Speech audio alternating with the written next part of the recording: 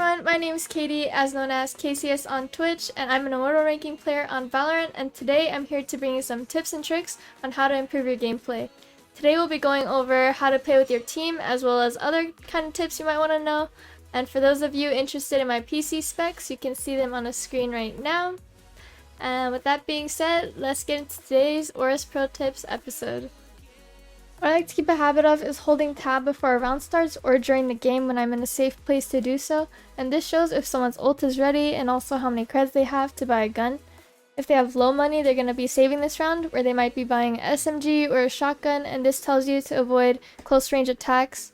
And if they have high creds, they might have enough to buy an AWP, and this tells you not to dry peek an area. Instead, use a Sova drone or a flash first before you peek. If the enemy's ult is ready, they might use it to ult the bomb diffuser or planter, and it's good to expect what the enemy might do so that you can just tap the bomb before you plant it to maybe bait the ult out. When you're playing, you want to make sure that you guys are playing as a team, which means you want to up your comms more. I know a lot of lower elos don't really use comms, but this is actually really important. You want to let your team know where the enemy might be or is, and also some strategies you might want to use, and this ensures more of a win rate for you.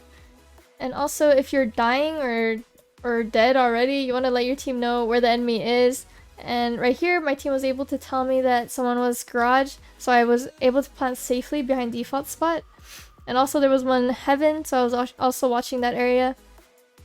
And it's important when you're attacking, you want to go as a group of 2 to ensure the trade. And once you get that pick, you want to check where your enemy team is, or where your team is first before you go on site. And if they're also pushing up, that's when you go in.